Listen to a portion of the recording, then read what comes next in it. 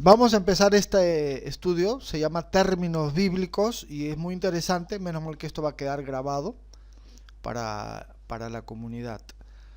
Entonces, no sin antes dándole las gracias al Eterno, porque el día de hoy hemos amanecido con vida, seguimos teniendo vida y es por el propósito que tenemos aquí en la tierra, que cumplir cada uno de nosotros.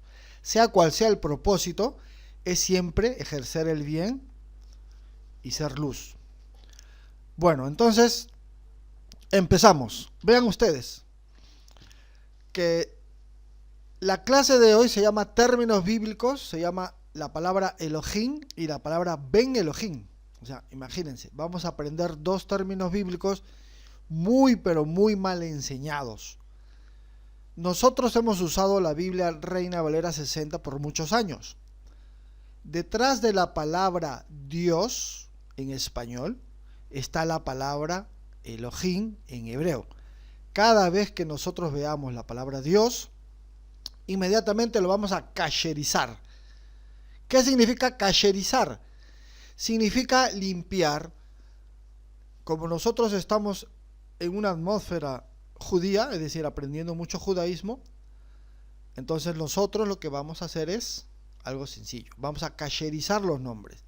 Si vemos Jesús, le ponemos Yeshua o Yehoshua. Si vemos Dios, le vamos a poner Elohim o, dependiendo, el Eterno, Adonai, Hashem. Y si vemos la palabra Ben Elohim, significa hijo de Dios en español, así está en las versiones. Nosotros vamos a kasherizar los nombres. Entonces empezamos con la palabra Elohim. Y vean que es bien interesante estos dos términos bíblicos por lo siguiente. Elohim. Los que no conocemos el hebreo, no se preocupen, pero aquellas personas que lo conozcan y necesiten, por ejemplo, herramientas como un diccionario o como una Biblia interlineal, ustedes van a identificar estas letras. La letra Aleph, la letra Lamet, la letra Hei, la letra Yud y la Men Sofif. Y esas palabras hacen Elohim. Esto es lo primero, lo principal. Pero ¿qué es Elohim en realidad? Vean, en relación con el término hebreo Elohim, debemos decir lo siguiente. No es un nombre propio, sino un título o atributo.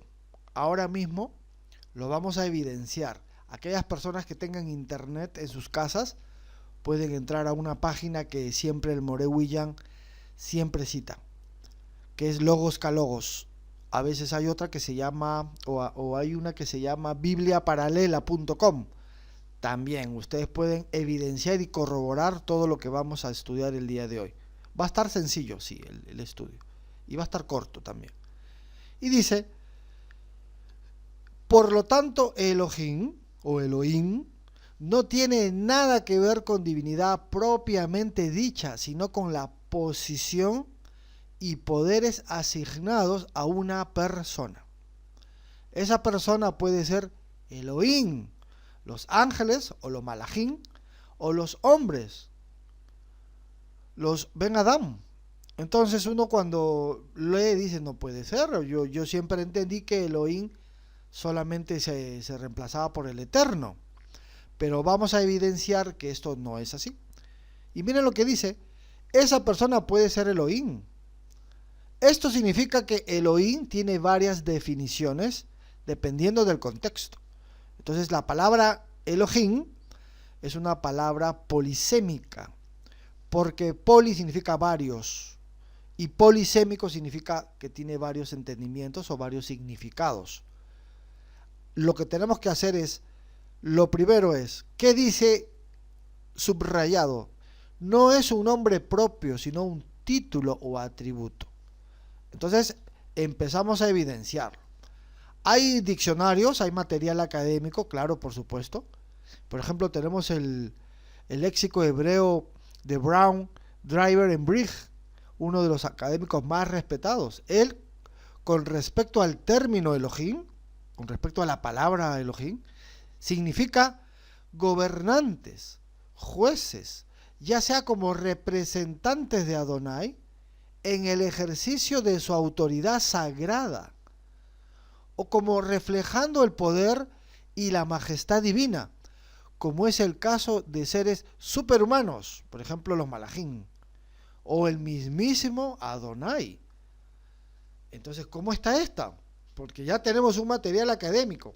Este tipo de atmósferas son atmósferas más académicas, no es mucho de opiniones o interpretaciones, no.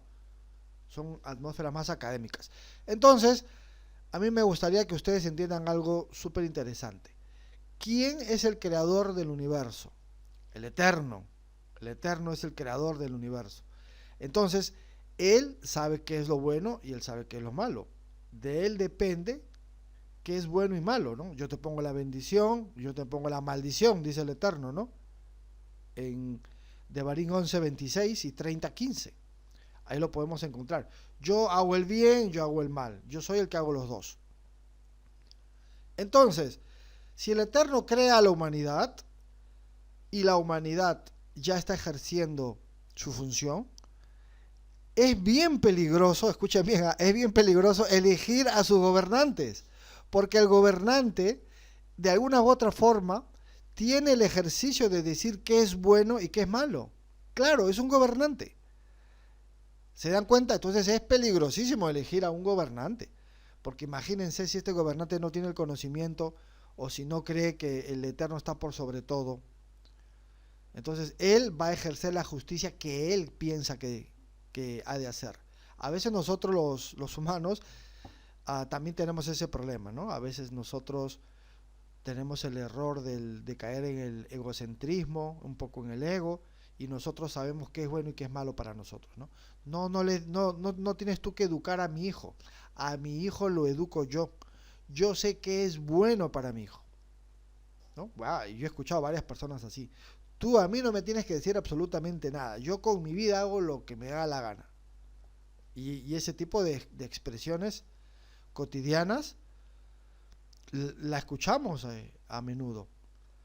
Por lo tanto, qué peligroso es elegir a las autoridades, porque la autoridad es una persona que tiene una función tan alta que el tema de ser humano a veces pasa a ser un superhumano, entre comillas, por supuesto. Alguien me dirá, pero ¿me puedes dar otro ejemplo? Claro, los ejemplos los vamos a ver más adelante. Y van a ver un ejemplo muy interesante, por ejemplo, de un presidente.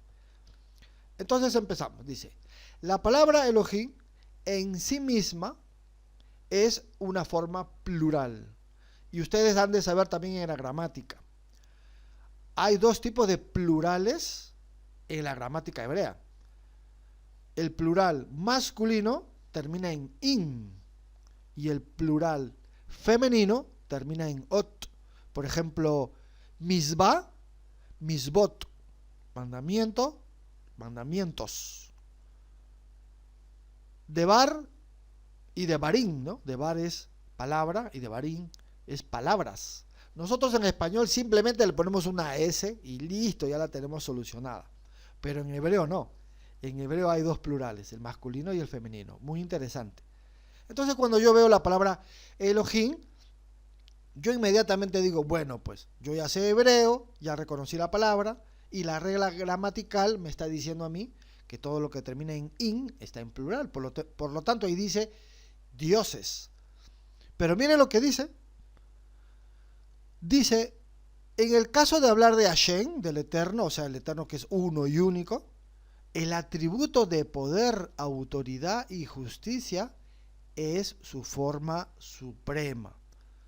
Cada vez que usted vea Elohim, siempre se destaca el atributo de poder, dominio, autoridad, juicio y justicia. Con razón que una persona, por ejemplo, un presidente, tiene este atributo de poder y de autoridad, porque él va a ejercer justicia. Entonces, pobre de aquellas personas que no tengan el conocimiento de poder elegir a una persona que sea el presidente o el representante legal que va a ejercer la justicia en un país. Por eso yo les digo qué peligrosísimo es poder elegir a las autoridades, sabiendo que éstas van a impartir justicia. Y si ellos no tienen la idea de qué es ser justo, imagínense, podemos hacer aquí lo que nos dé la gana. Entonces, ¿es peligroso? Sí, es muy peligroso. Entonces seguimos. Pero básicamente vamos a terminar esta primera parte, o esta diapositiva, concluyendo que si Elohim significa dioses, ¿por qué te está diciendo que para el Eterno aplica la palabra Elohim no siendo él varios? Como por ejemplo la teología cristiana, que cree que hay una trinidad aquí. ¿Qué tal si nos vamos directamente a las evidencias escriturales? En Bereshit 1.1, en Génesis 1.1, dice, en un principio creó Elohim los cielos y la tierra. Entonces yo lo primero que digo, ya bueno, menos mal que ya identifiqué la palabra en hebreo y ya identifiqué su función, la gramática. Ahí dice creó Elohim, pero yo veo que el verbo está en singular, creó. ¿Acaso ahí dice, en un principio crearon Elohim, los cielos y la tierra? No dice crearon, dice creó. Y después del verbo en singular está la palabra que supuestamente aplica en plural. Pero no tiene sentido un sustantivo en plural con un verbo en singular. No tiene sentido. Por lo tanto, los Jajamín, los sabios de Israel, dicen que a esto se le puede llamar plural majestático. Esto es un plural majestático, así como lo escuchan. ¿Qué significa? Que por más que la palabra esté en plural, Elohim, cuando aplica al Eterno, que Él es uno, no hay ningún problema, lo dejamos así. Por eso que la evidencia es Bereshit bara Elohim et hashamayim et haaretz, ¿no? Bara Elohim, creó Elohim, entonces está perfecto. ¿Usted puede decirle al Eterno Elohim? Claro que sí, le puede decir al Eterno Elohim, sabiendo que Elohim aplica para él como que él es único y uno. Otro ejemplo, Génesis 1:26 al 27, miren lo que dice. Entonces dijo Elohim, hagamos al hombre. Entonces viene la teología cristiana. Bueno, pues ahí dice hagamos, entonces está en plural, dice, ¿no? Bueno, entonces nosotros le decimos, ¿por qué no termina usted el verso? Siempre haciendo doctrina de versos sueltos. ¿Por qué no lee todo el contexto completo? A ver, ¿qué dice? Hagamos al hombre a nuestra imagen, conforme a nuestra semejanza, y señoreen los peces del mar, en las aves de los cielos, en las bestias, en toda la tierra, y en todo animal que se arrastra sobre la tierra. Y aquí es donde caemos a veces. Y ahí dice, y creó Elohim. Claro, él puede decir, hagamos al hombre, pero al final quien lo crea es solamente él, el Eterno. Y creó Elohim, dice, al hombre, a su imagen, a su selá, de Adonai lo creó, varón y hembra los creó, ¿no? Isha, los creó. Entonces ahí dice, y creó Elohim. Y a veces viene la pregunta, pero cuando dice hagamos, entonces ¿qué es? Entonces vienen los Jajamín, los sabios de Israel, sobre todo de la línea judía ortodoxa, y ellos nos dicen, los rabinos nos dicen, cuando dice hagamos, le está hablando a la creación, dice, hagamos, ¿no? Hablándole a todos, pero quien lo va a ser él. Y este tipo de ejemplos, por supuesto que lo vemos en el día a día, ¿no? Mi persona ha trabajado para los españoles, y a veces cuando yo contestaba en el área técnica, yo estudié en la parte técnica telecomunicaciones, redes y conectividad, aparte de diseño y otras cosas. Entonces había que hacer un pitch. En el pitch es algo así como una frase que cuando te llaman por teléfono, por ejemplo, uno tiene que reproducir el speech. Entonces uno dice, ¿no? ¿En qué lo podemos ayudar, no? O sea, buenos días, tal persona. ¿En qué lo podemos ayudar, no? Y hablamos en corporativo, ¿no? Pero en realidad soy yo nomás el que lo ayudo, ¿no? Y es algo parecido aquí también, ¿no? O sea, el Eterno hablándole, haciendo participar a la creación, ¿no? Ahí están también los malajín, ¿no? Hay otros que dicen que le está hablando a los malajín. Otros dicen que les está hablando lo de su corte, dice. Pero al fin y al cabo, sea cual sea la opinión de los jajamín, la interpretación de ellos, simplemente debajo dice y creó Elohim. O sea, el Eterno es el uno y único, es el que crea al hombre, a la humanidad. Bien, ¿se acuerdan que le dijimos que hay una página web que siempre recomendamos? Al menos el Moré William lo recomienda en sus estudios de la Parashá, los martes y los jueves. Pues esa página se llama Logos, luego hay una letra K y dice Logos. Si ustedes entran a Logos K Logos e identifican Génesis 1.1, ¡boom! Inmediatamente le dan clic y le va a aparecer esta Biblia interlineal. ¿Qué significa interlineal? Pues que está en español y que también está en hebreo, con su traducción, o la más próxima. Pero para poderlo identificar mejor todavía, entonces yo identifico las letras que al comienzo hemos dado, la Aleph, la Lamet, la Hei, la Yud y la Men Sofit, la identifico inmediatamente. Ahí está, en un cuadrito. Y ahí dice 430, entonces pincho, pum, ¿no? O sea, le doy un clic y veo esto, pum, me aparece esta otra pantalla. Es para que corroboren toda la información. Todos los versos, todos los pasuquín que le damos, todo eso ustedes tienen que evidenciarlo, tienen que corroborarlo. Verdaderamente es así, no hay que creer en cualquier persona, así nomás. La persona te tiene que enseñar con evidencias, con bases, con fuentes. Entonces, ahí vemos, sí, efectivamente, miren, ahí está la Aleph, la Lamed, la Hei, la Yud, la Men Sofit, y ahí dice pues Elohim, ¿no? Ya transliterado al español, por supuesto, con la J. Y abajo dice, en la definición, dice que aplica a los ángeles, dice también diosa, dice, ¿no? Extremo, grande, ídolo, juez, poderoso y rey. Entonces, cuando a veces uno dice, ¿cómo va a aplicar pues a la diosa? Que no entiendo. Claro, aplica a dioses paganos por el tema de dioses, en ese sentido. Pero vámonos a las evidencias. Otro diccionario que nosotros recomendamos es el Diccionario Hebreo Bíblico de Moisés Chávez. Y también hace la misma referencia. Si ustedes van viendo, te comienza a dar pasajes bíblicos, ¿no? Por ejemplo, él te dice, Elohei Israel, Dios de Israel, Éxodo 5.1, y ahí aparece, ¿no? Otro, Elohim Ajerim, otros dioses. Entonces aparece la palabra dioses, no refiriéndose al Eterno, sino refiriéndose a dioses paganos. Y bien abajo, Ashtoret, Elohei, Sidonim, Astarte, diosa de los sidonios. ¿Ve? Y detrás de la palabra diosa en español dice Elohim. ¿Se dan cuenta? Por eso que esta...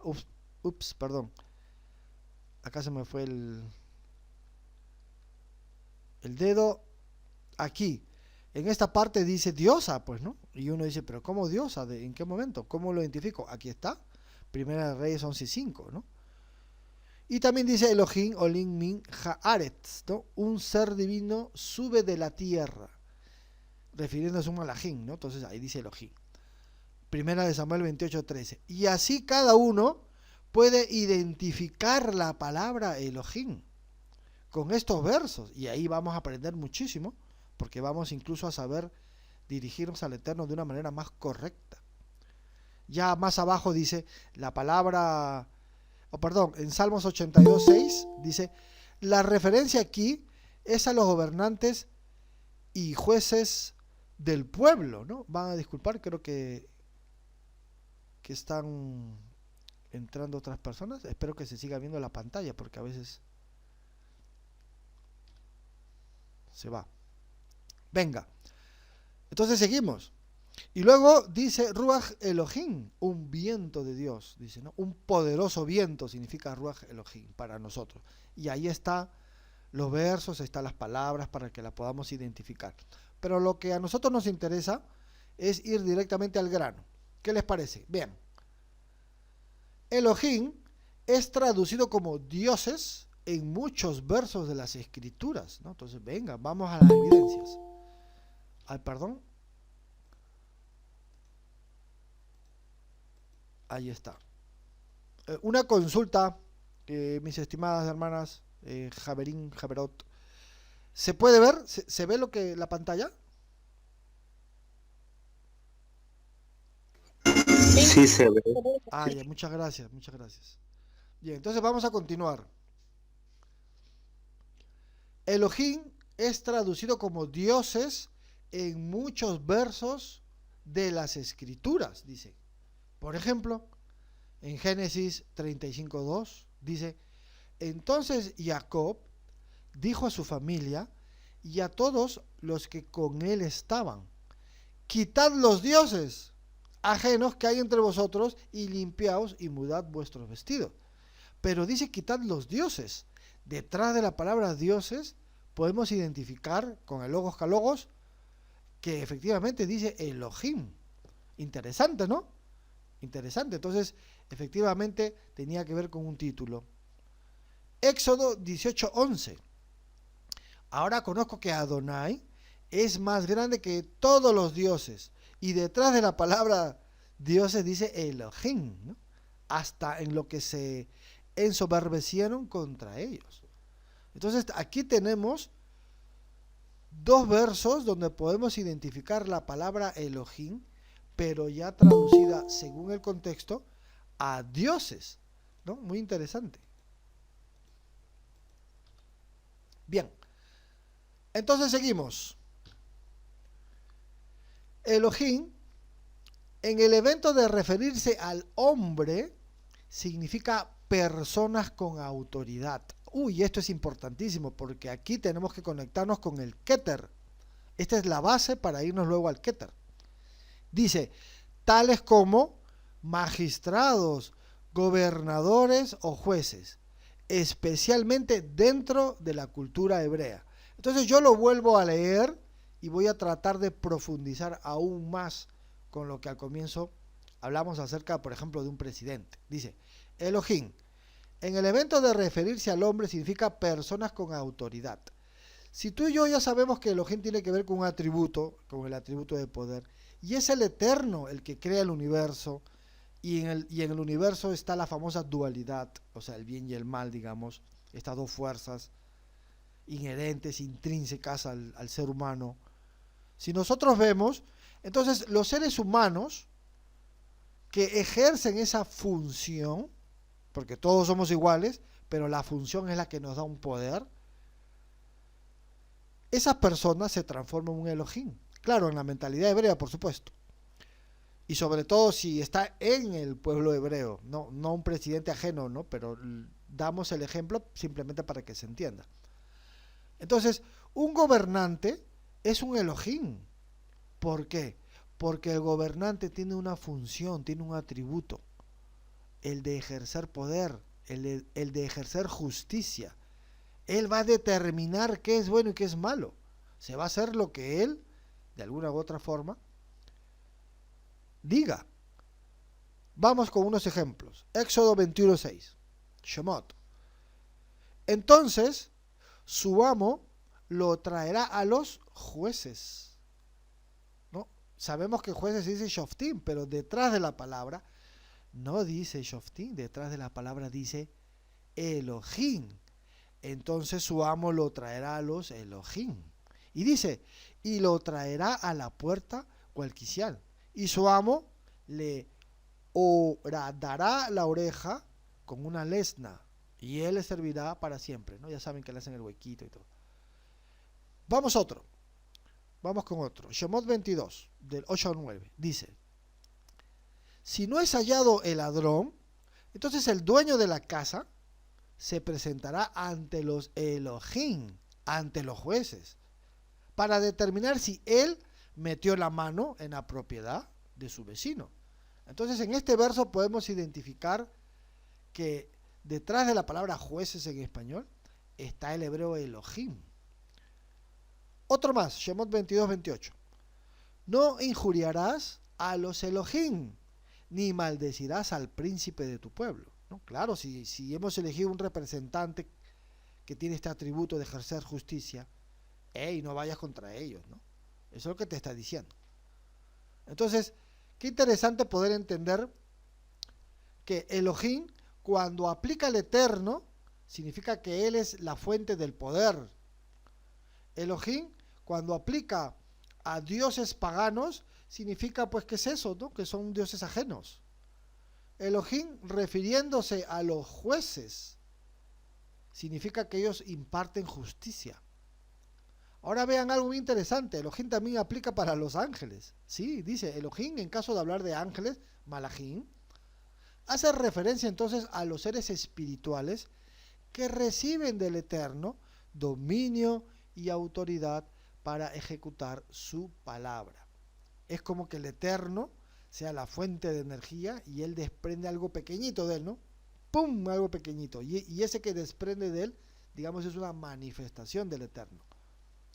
Salmos 8.5, ¿no? Tejelín dice, sin embargo, lo has hecho un poco menor que los Elohim, menor que los ángeles tenemos nosotros en nuestra Biblia, y lo coronarás de gloria y majestad.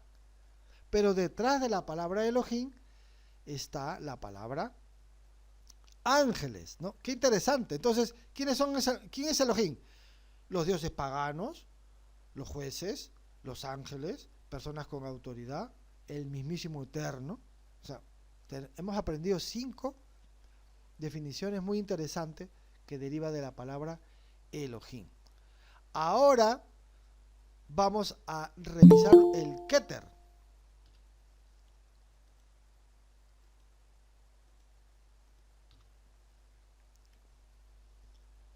Entonces, para aquellas personas que han ingresado recién, vamos a hacer un pequeño recuento.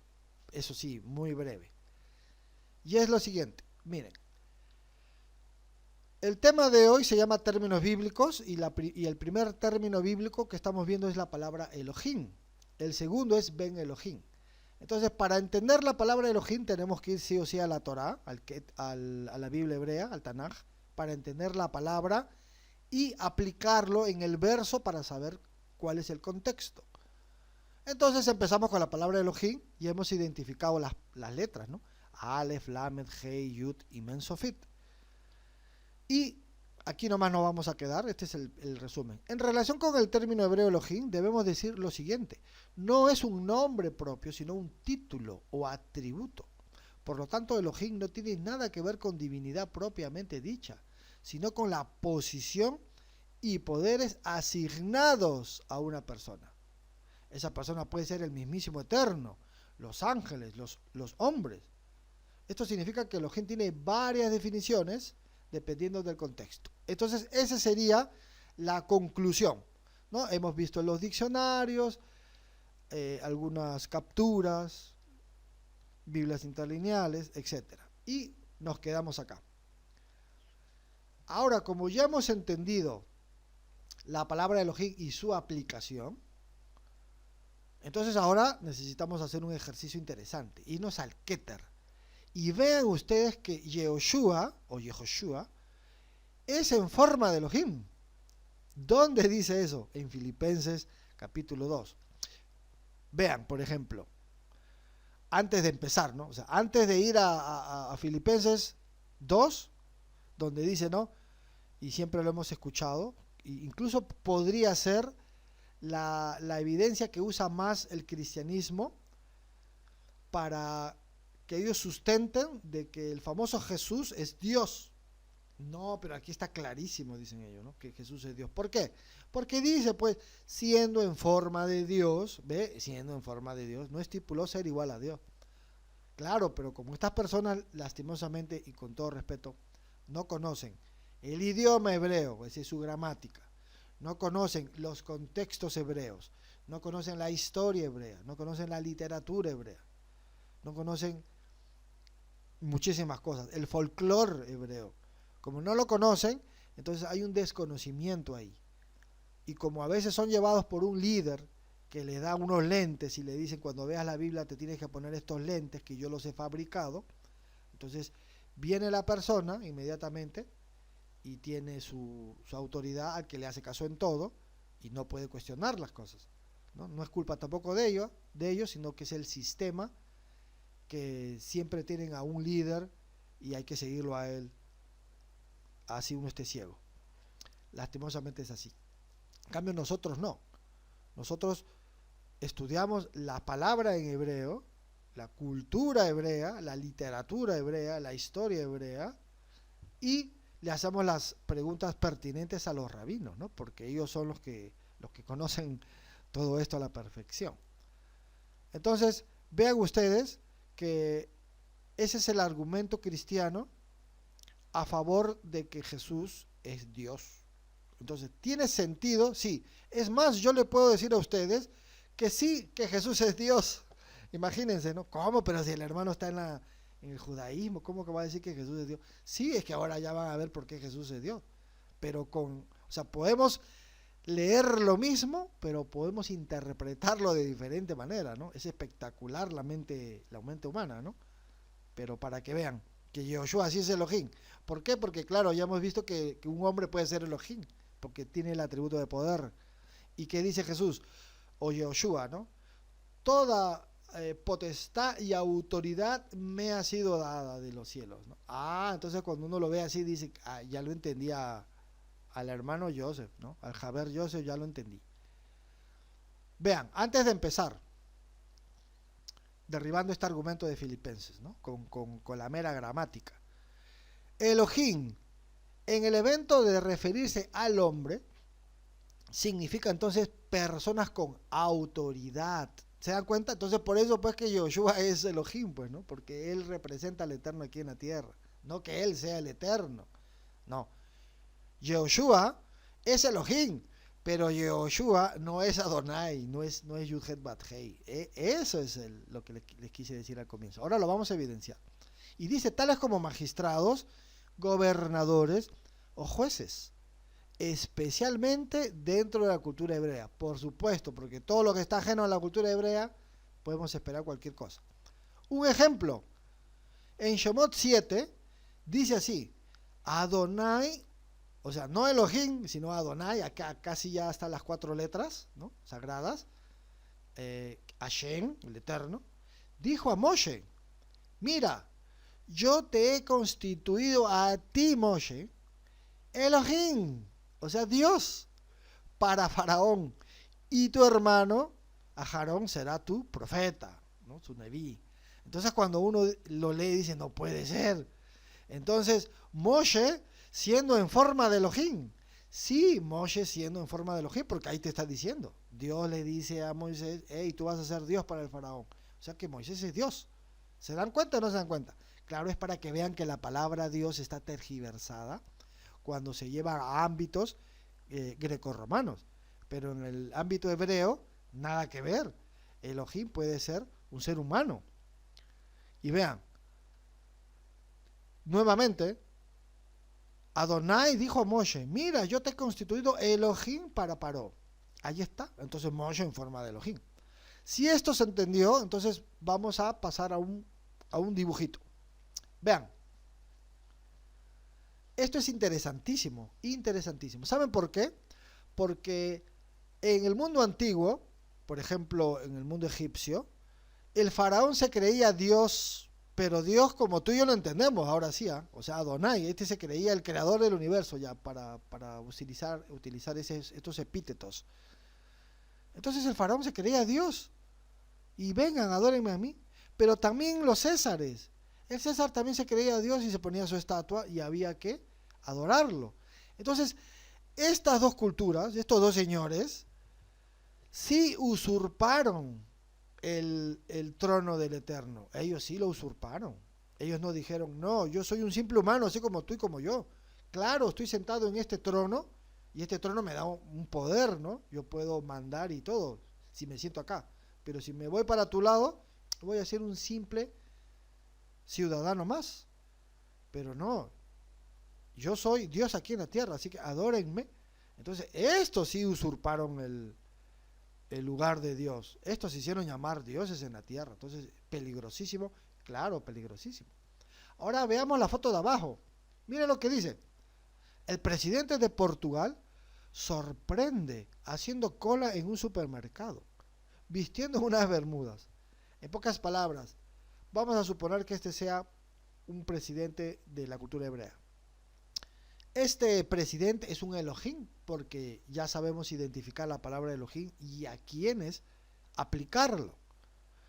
Entonces este presidente, este Elohim, no se valió de su función, no se valió de su poder, no se valió de su cargo y se hizo como un ciudadano civil más. Hoy en día, incluso, aunque no me crean de Ripley, yo sé que me lo creen, cuando vemos a un presidente, o al menos a una señora, y siempre lo enseño, una señora, ¿sabe lo que dijo? Pasa al presidente y le toca la mano, ¿no? Y la señora dice, toqué al presidente, el presidente me dio la mano, dicen, o sea que, como si fuera, o sea, ¿quién es el presidente? Un ser humano. Claro, como sale en las pantallas y tiene un cargo diferente a todos, lo hace ser diferente, pero es el cargo el que lo hace ser diferente. Pero ¿cómo va a decir esta señora, le toqué la mano al presidente, como si le hubiera tocado la mano al mismísimo Dios? ¿Qué es eso?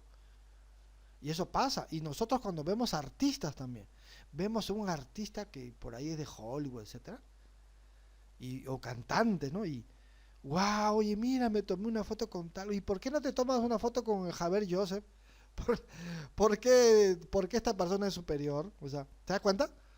Así somos, idolatramos a los artistas, etcétera, ¿no? O sea, qué interesante, ¿no? Y una pregunta también un comentario que suelo yo decir, es que una vez una niña le pregunta a un artista, no, bueno, no voy a decir el nombre del artista, ¿y tú haces popó? Le dice, ¿qué? Si tú haces popó, le dice, o sea que piensan que estas personas no son humanas. ¿Tú haces popó? ¿Cómo? Pues todo el mundo va al baño, todo el mundo tiene sus necesidades biológicas, uno se alimenta, etcétera. ¿Por qué pensar que este tipo de gente, por la función y por su cargo, son fuera de serie, son fuera de este planeta? ¿Se entiende o no se entiende? Claro, porque hasta el día de hoy nosotros tenemos estos problemas. Pero cuando leemos la literatura, en el cristianismo, cuando lees un Nuevo Testamento, se sacan el cerebro y todo lo creen a simple vista. Cuando la literatura hebrea usa mucho el lenguaje hiperbólico, pero muchos no entienden que parte de las estructuras de la literatura judía es usar, por ejemplo, la sinécdoque. Hay géneros literarios y hay figuras literarias o figuras retóricas. Estas figuras retóricas van a embellecer los géneros literarios. Y dentro de estas figuras retóricas está, por ejemplo, la prosopopeya, que es la personificación de conceptos abstractos, como por ejemplo Proverbios 8:22, y la sabiduría, y yo estuve engendrada, y yo estuve desde tiempo. ¿Cómo? O sea que ya no hay su trinidad de ellos, sino ahora son 4 con la sabiduría, que estuvo haciendo todo antes de tiempo, ahí con el Eterno, ¿no? No, es un lenguaje hiperbólico, es un lenguaje que se llama personificación o prosopopeya, que embellece la explicación de querer decir que el Eterno todo lo hizo con su palabra, con la sabiduría. Pero no que la sabiduría sea una persona, porque se les da esos atributos antropomórficos, pues. ¿Se dan cuenta? Atributos humanos.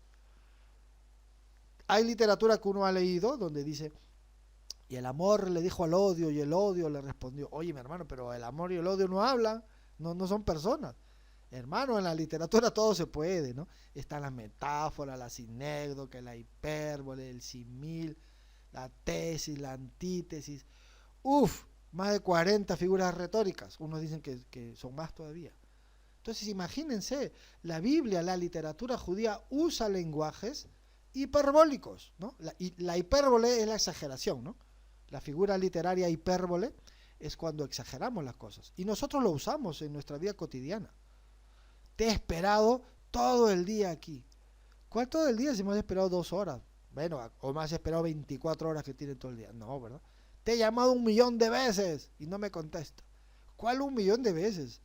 No me ha llamado 6, 7 veces, ¿no? Pero usamos ese lenguaje hiperbólico. La Biblia también lo usa. ¿No me creen? Sí, pues venga. Antes de poderlo evidenciar, ¿qué pasaría si la Biblia hubiese sido escrito todo en griego? ¿No? El Eterno no quiera, pero todo hubiera sido escrito en griego. Vean, en Génesis dice, en el principio creó Dios, pero detrás de la palabra Dios está el griego theos. En Éxodo 7:1 el Eterno le dice a Moshe, tú serás Dios para el faraón, pero detrás de la palabra Dios está Theos. Y en Filipenses, porque tú y yo sabemos que todo el Keter ha sido escrito en griego, es decir, el Nuevo Testamento fue escrito en griego. Claro, la cultura es hebrea, las personas a las cuales va dirigido, o sea, la audiencia, pues son judíos, todo es judío, pero fue escrito en griego. Así está la cosa, lastimosamente, ¿no? Claro, hay un Mateo de Shem Tov, pero es muy tardío, es del siglo IV o V. Entonces en Filipenses, que también ha sido escrito en griego, también dice, quien es en forma de Dios, refiriéndose a Jesús, o sea, Theos. Por eso que están las flechitas, para que ustedes lo identifiquen. Por ejemplo, pueden entrar a ver la Septuaginta y pueden identificar que en Génesis, en Éxodo y en Filipenses dice Theos. Ahora yo te pregunto, ¿fue la cultura griega o fue la cultura hebrea? La de la Biblia. Fue la hebrea.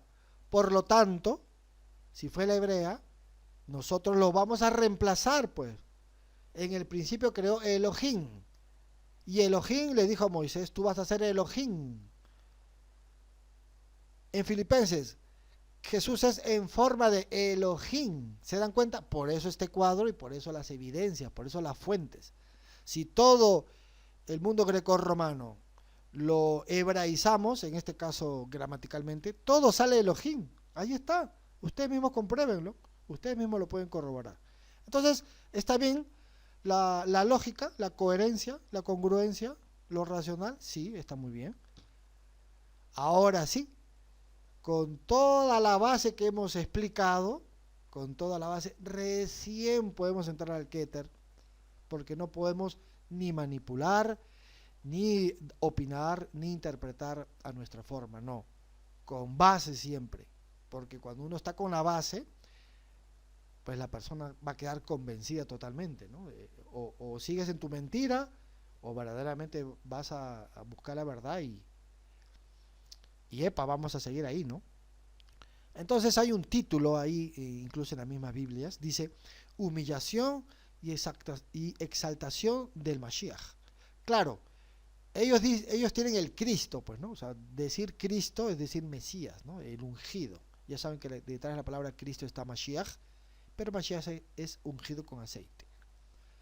Entonces leemos, y ustedes mismos corroboren el contexto. Ya hemos terminado la gramática, ya hemos terminado los interlineales, ya hemos explicado un poco los contextos culturales, la historia. Ahora vamos a ir a la perícopa, ¿no? La palabra perícopa es una porción de un texto. Vamos a analizar esta porción del texto, esta perícopa, la vamos a analizar y vamos a extraer su exégesis. ¿De qué trata? Dice, por tanto, si hay alguna consolación en el Mashiach, ya saben que ahí dice en Cristo, si algún consuelo de amor, si alguna comunión del Ruach, del Espíritu, si algún afecto entrañable, si alguna misericordia, completad mi gozo. Y aquí viene la idea central. ¿De qué trata Filipenses? Dice, sintiendo lo mismo, teniendo el mismo amor, unánimes, sintiendo una misma cosa. Dice unánimes, es decir, parece que te está diciendo, hey, no te vayas por allá, no te vayas por la tangente, todos iguales, mi hermano, todos por igual aquí. Parece que eso te está diciendo, ¿no? Seguimos. Nada hagáis por contienda o por vanagloria. Entonces, yo digo, mira, ve, está llamando a estar unánimes, a la unidad, y te dice que no te sientas tú superior a otros. No hagas nada por vanagloria, no te vanaglories. Tú no eres mejor que nadie. Entras a este mundo sin nada y te vas de este mundo sin nada. ¿Te das cuenta? Todos vamos a pasar el mismo proceso, aquí nadie es mejor que nadie.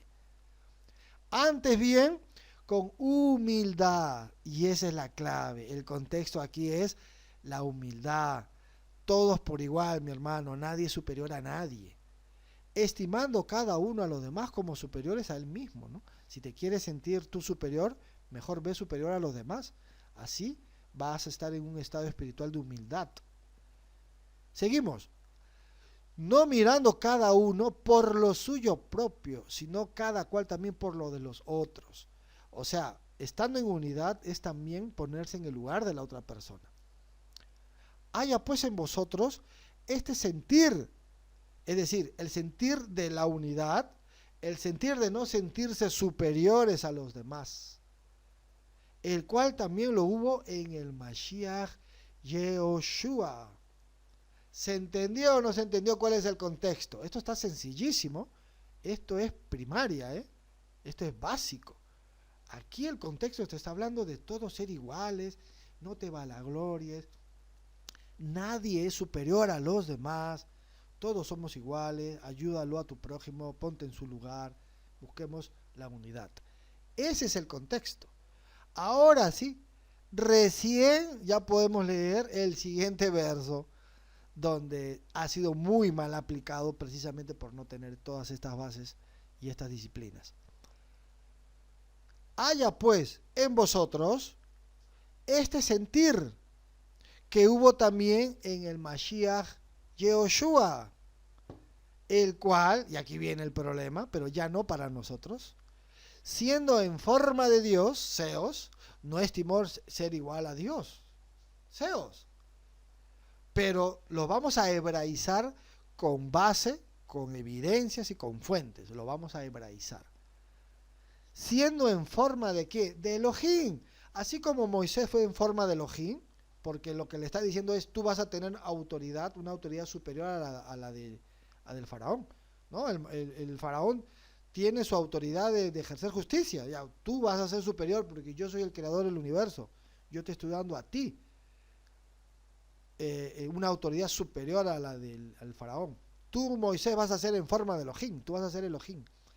Pues aquí también Yoshua es en forma de Elohim, lo mismo que Moshe, y nadie dice que Moshe es el eterno, no, ¿se dan cuenta?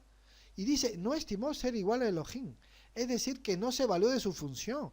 Yoshua, al tener la máxima autoridad, toda autoridad me ha sido dada en el cielo y en la tierra, al tener la función de juez en la tierra, de representante del eterno en la tierra, él no se valió de su función, así como este presidente de la foto, que no se valió de su función, ¿no?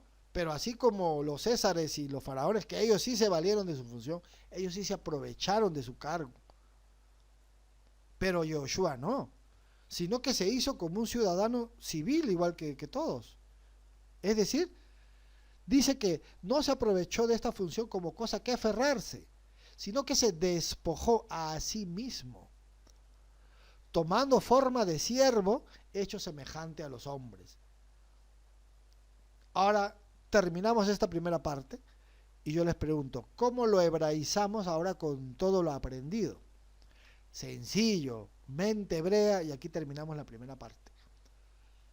Yoshua, el cual siendo elegido por Adonai como la máxima autoridad o juez aquí en la tierra, no se aprovechó de esa función como cosa que aferrarse, sino que decidió vivir como un hombre sencillo y humilde, como sus hermanos, sin aprovecharse de ese cargo encomendado por el Eterno, lo cual el Padre quedó complacido de su actitud. Bueno, hasta aquí. ¿Tienen alguna pregunta? ¿Hay algo que quieran compartir?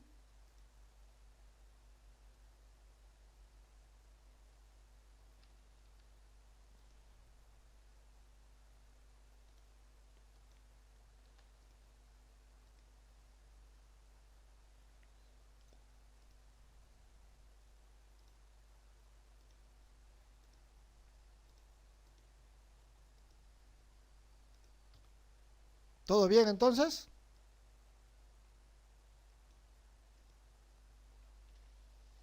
Yuhu.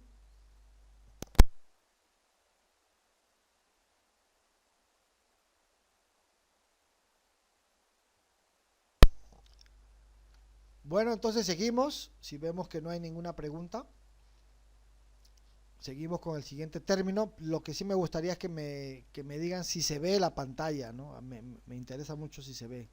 ¿Se ve la pantalla, mis amigos? Sí, se ve. Se ve. Bien, excelente. Entonces el siguiente término es Ben Elohim, que significa en español hijo de Dios. Si Elohim tiene todas esas funciones y esos atributos, ahora Ben Elohim, imagínense, ¿no? Ya vamos a estar más familiarizados con el término. Entonces empezamos.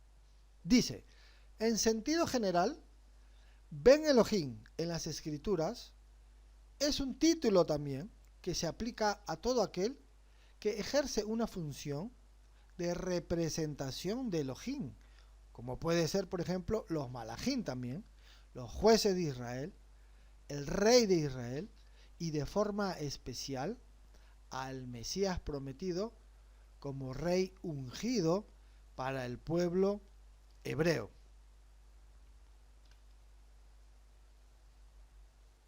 Entonces, ¿qué tal si vamos directo al grano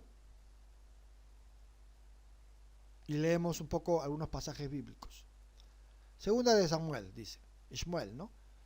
Y cuando tus días sean cumplidos y duermas con tus padres, yo levantaré después de ti a uno de tu linaje, el cual procederá de tus entrañas, y afirmaré su reino. Y vean, ¿no? Yo, ¿qué es lo que estoy asociando? Voy leyendo y yo digo, a ver, ya claro, en español dice hijo de Dios, pero en hebreo dice Ben Elohim. Y aquí está hablando de reinos, ¿no? Linaje, reino, eso es lo que estoy viendo. Dice, él edificará casa a mi nombre, y yo afirmaré para siempre el trono de su reino. Claro, estos temas de Samuel son davídicos, pues, ¿no? Usted ya lo conoce un poco mejor. Y dice, yo le seré a él padre, Abba, y él me será a mí hijo. ¿Quién? David. Entonces uno cuando dice, ¿cómo pues David es hijo del Eterno? O sea que si estuviéramos en el cristianismo, ¿no? O sea, David es hijo de Dios.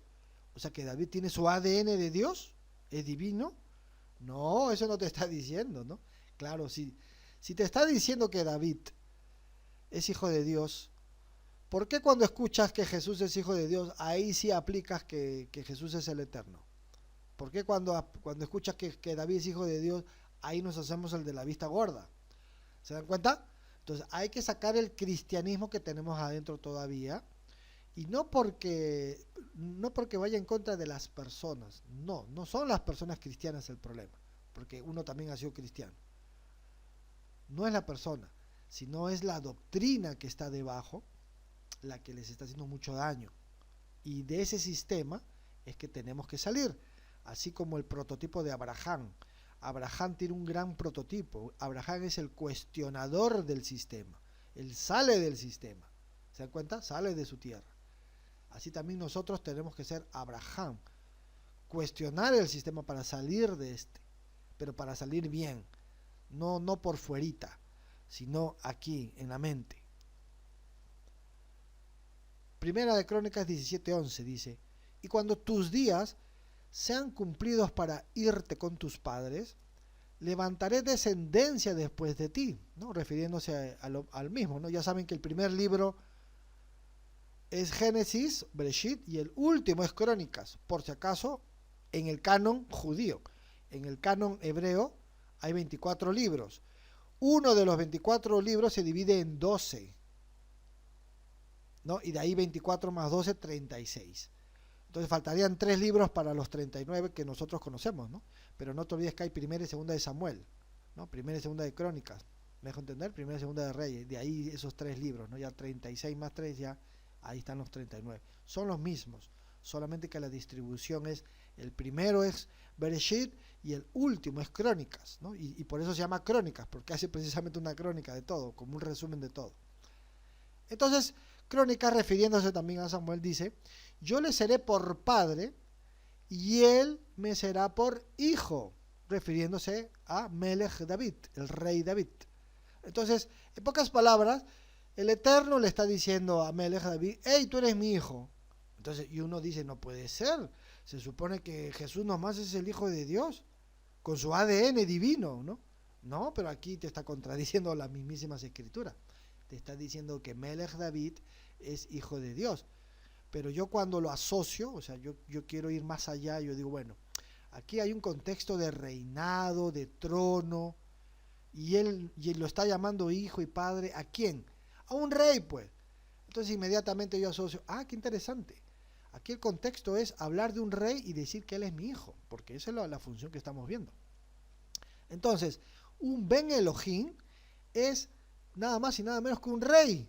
Y ese rey es el representante del Eterno. O sea, el rey está dentro de la atmósfera hebrea. Ese rey no es, qué sé yo, Sennacherib, Artajerjer, qué sé yo, Nabucodonosor. No, este rey es el rey de Israel. Y el Eterno le está diciendo al rey David, tú eres mi hijo. Así le está diciendo. Y es rey, su función. Entonces yo inteligentemente, inmediatamente asocio la palabra hijo de Dios dentro de la atmósfera judía y dentro de un cargo o una función, el rey, ¿no? Tema monárquico. Otro, Primera de Crónicas 22:9, dice, he aquí te nacerá un hijo, el cual será varón de paz, porque yo le daré paz de todos sus enemigos en derredor. Por tanto su nombre será Shlomo, Salomón, y yo daré paz y reposo sobre Israel en sus días. Él, Shlomo, Melech, él edificará casa a mi nombre, ¿no? Y qué coincidencia, ¿no? Claro, él hizo el Bet Hamikdash, ¿no? El templo. Y él me será a mí por hijo. Entonces uno cuando lo vuelve a leer dice, no puede ser. Ahora resulta que hay otro rey, que es el hijo de David, y también es rey, o sea, de la línea monárquica, que también es el rey de Israel, cuando estaban, en este caso, las 12 tribus unificadas, y también el Eterno le dice, ya no al rey David, sino a su hijo, que tú me serás por hijo, o sea que Shlomo es Ben Elohim también, interesante, y Shlomo es Melech, ¿no? O sea, es rey, Salomón es rey, es hijo de Dios, ¿no? En español, digamos, interesante, ¿no? O sea, ya van dos hijos de Dios. Claro, pero no te olvides de que el Eterno también le dice a su pueblo, tú eres mi hijo, mi primogénito. ¿Quién es el hijo del Eterno? ¿Quién es Ben Elohim? El pueblo de Israel, la tierra de Israel, ¿no? Am Israel es también Ben Elohim. Interesante, ¿no? Bueno, seguimos. Salmo 2:6 dice, pero yo he puesto mi rey sobre Sión, mi santo monte, dice, ¿no? Yo publicaré el decreto, dice, Adonai me ha dicho, mi hijo eres tú, yo te engendré hoy. Y aquí ya más directo, ¿no? Mi hijo eres tú, todavía te dice. Hebreos 5:5, Ibrit, miren. Así, tampoco el Mashiach, vean, se glorificó a sí mismo. ¿Se da cuenta? El Mashiach no se glorificó a sí mismo. Esto puede fortalecer o yuxtaponer en el buen sentido al tema anterior, ¿no? Que el Mesías no se hizo el eterno en la tierra, no se aprovechó de su función, ¿no? Acá te está reforzando, mira. El Mashiach no se glorificó a sí mismo, ¿no? Bueno, y vean ustedes abajo, perdón, me estoy yendo, sino que le dijo, tú eres mi hijo, tú eres mi hijo. Entonces, yo asocio la palabra Ben Elohim con un rey.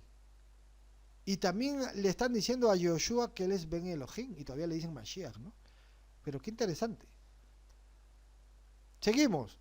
A los reyes de Israel se les daba el título de Hijo de Dios, o sea, Ben Elohim. Con razón. Pero yo no necesito que me lo diga. Yo ya me di cuenta ya. Solamente analizando el contexto, me di cuenta que todo Melech Israel es un Ben Elohim, al menos los que el Eterno aprueba, ¿no? Claro, pues, obvio sabemos que hay reyes que no estaban aprobados por el Eterno, pero él sí fue llamado hijo del Eterno. Y dice, es decir, representan a Elohim en el gobierno teocrático. ¿Se dan cuenta? Bueno, hay varios tipos de gobierno, ¿no? El gobierno, por ejemplo, nosotros conocemos la democracia. Demo es pueblo y cracia es gobierno, ¿no? Democracia es el gobierno del pueblo. Autocracia son los dictadores, ¿no? El líder que se autodenomina rey y es un... Así como, bueno, los que conocemos ahí de Venezuela y de Cuba.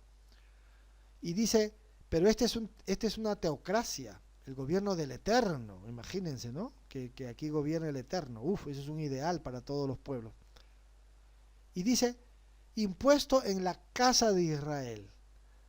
Los siguientes textos lo documentan, dice, y de entre todos mis hijos, Adonai me ha dado muchos hijos, pero eligió a mi hijo Salomón, Shlomo.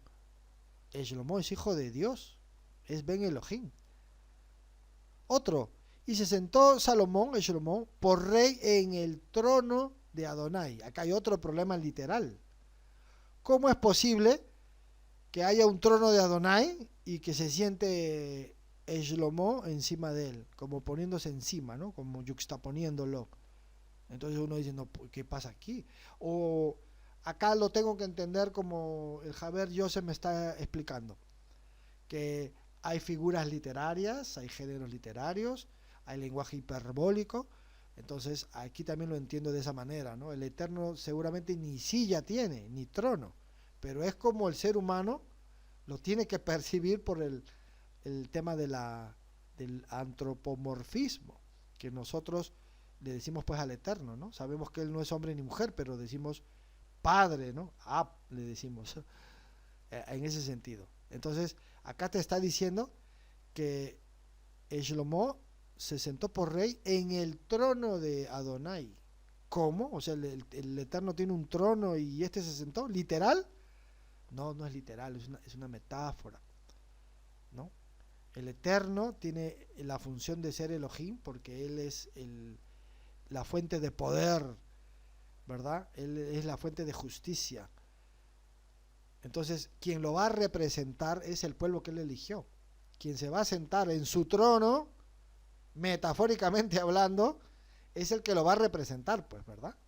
Entonces, es como que el Eterno le estuviera validando esa función. Algo así, para que se entienda. No es que el Eterno tenga un asiento y Salomón se sentó encima. No. Jeremías 3:11. En aquel tiempo llamarán a Jerusalén trono de Adonai. ¿Por qué trono de Adonai? Entonces, ¿qué significaría trono de Adonai? Pues que el Eterno va a ejercer pues justicia, pues, ¿no? Mediante ese cargo, esa función, trono de Adonai.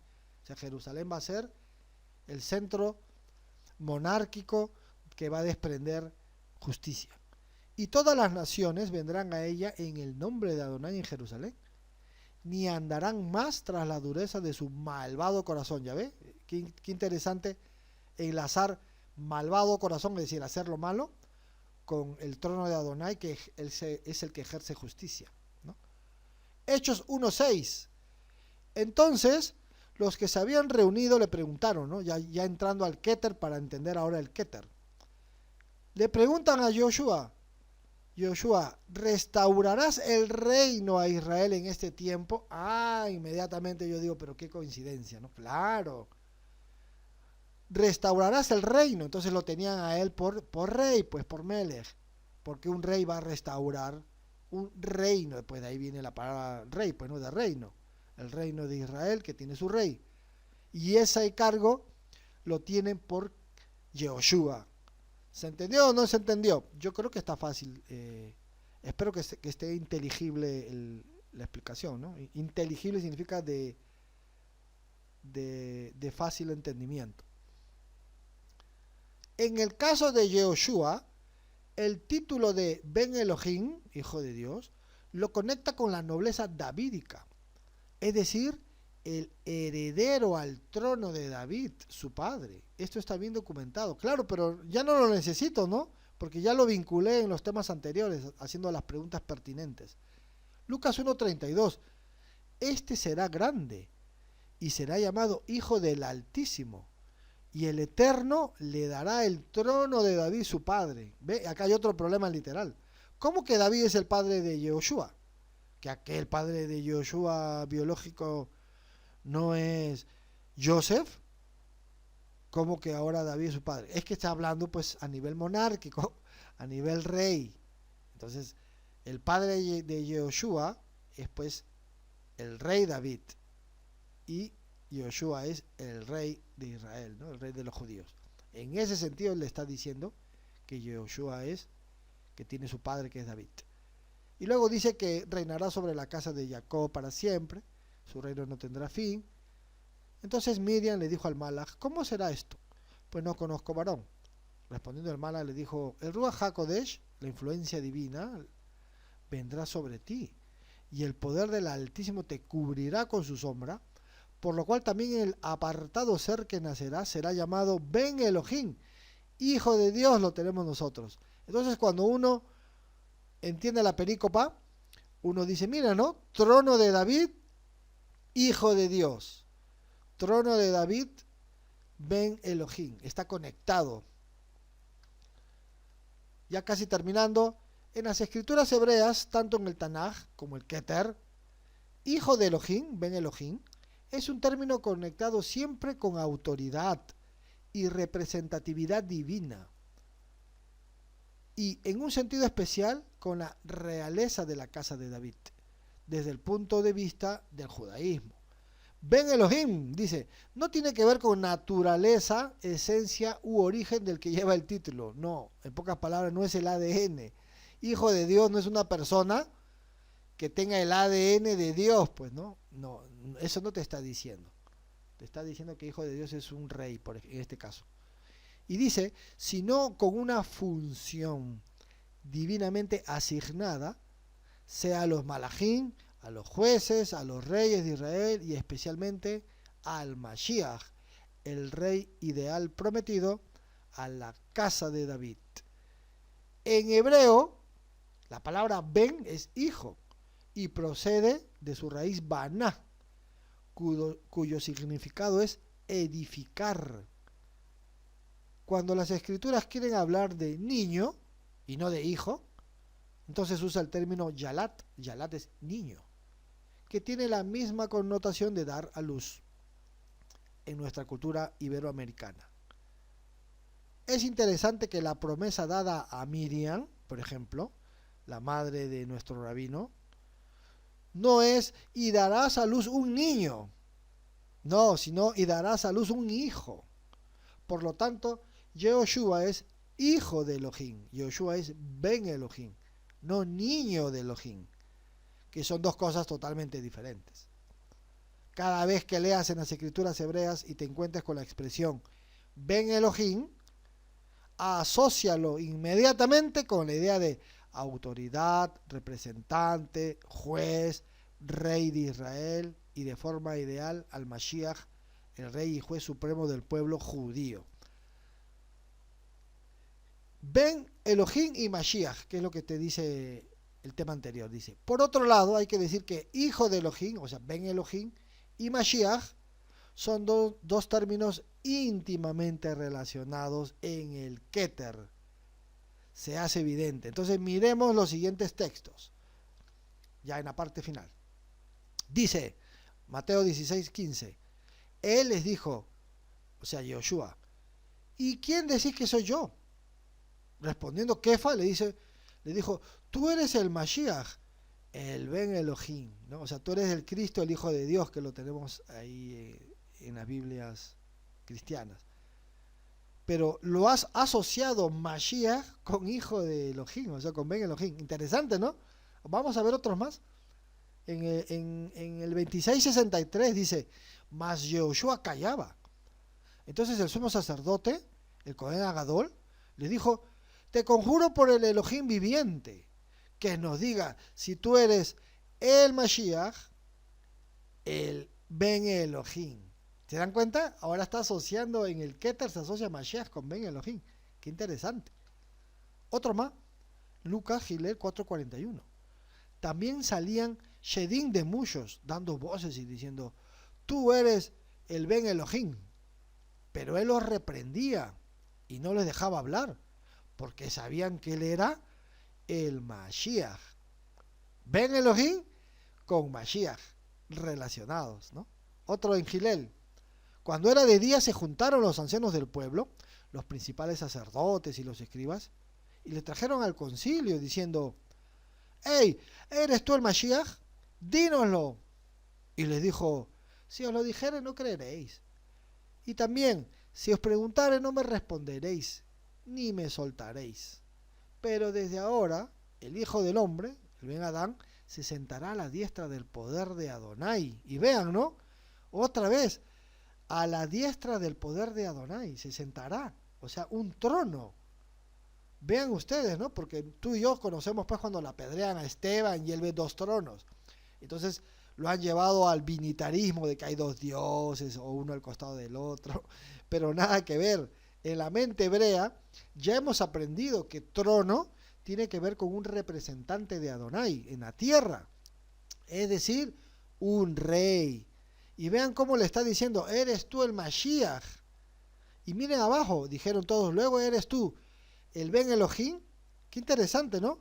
El trono de Adonai, como vimos hace un momento, que Shlomo se sentó en el trono de Adonai también, o sea que hay otra visión de Shlomo también con su trono. ¿Se entiende o no se entiende? Y luego te dice Ben Elohim y luego te dice Mashiach. O sea, qué interesante. Los reyes son los que se sientan en el trono, los reyes son los Ben Elohim, los reyes son los Mashiach. Interesante, ¿no? Cuando uno ya tiene la mente hebrea, ya mira lo mismo de diferente manera, ¿no? Ya vamos limpiándonos. Entonces, ya aquí terminamos porque viene dos diapositivas nada más. Vean, ahora sí para que se entienda. Nos vamos al mundo pagano. En la cultura grecorromana, hijo de los dioses o hijo de Dios fue un título dado al César romano para indicar no su función imperial, como la mente hebrea, no, sino su origen divino. Ahí está la diferencia. Ahora ya entienden, podemos ver que Jesús es hijo de Dios o Jesús es Dios. Si alguien viene y me pregunta, ¿Jesús es Dios? Sí, Jesús es Dios, yo le digo, pero yo ya sé qué es Dios, pues es Elohim. O sea, Jesús no es Adonai, pero Jesús sí es Dios. ¿Jesús es el Hijo de Dios? Claro, también Jesús es el Hijo de Dios, no tengo ningún problema. ¿Se dan cuenta? Pero tú y yo ya no vamos a caer en la idolatría. Y dice, y por lo tanto, digno de adoración cúltica. ¿Se dan cuenta? Estos sí usurparon el trono de Adonai. Mas Yoshua no. El César se hacía pasar por hijo del divino o hijo de Dios, en un sentido completamente diferente al bíblico. ¿Te dan cuenta? Mente hebrea y mente grecorromana. De hecho, el culto al emperador fue parte de aquella cultura pagana, claro que sí. Es evidente que en las escrituras hebreas el término ben o hijo siempre está relacionado con la idea de autoridad, dominio, descendencia y linaje real. Esto es de la casa de David. En un sentido especial, Ben Elohim es un título mesiánico por excelencia para el tema del Keter, reservado para una persona especial que habría de ser elegida, separada, ungida y glorificada por el mismísimo Eterno para sentarse para siempre en el reino prometido de David. Bueno, hemos terminado. Que el Eterno los bendiga grandemente.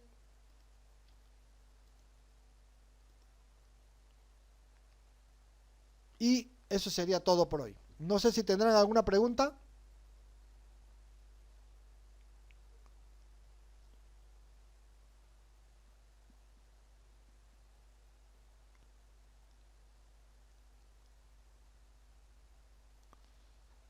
Bien, entonces si todo está correcto, esto va a quedar grabado. Lo vamos a colocar en el grupo. Muchísimas gracias con todos. Shalom, shalom. Nos vemos en la próxima clase con el Moré William.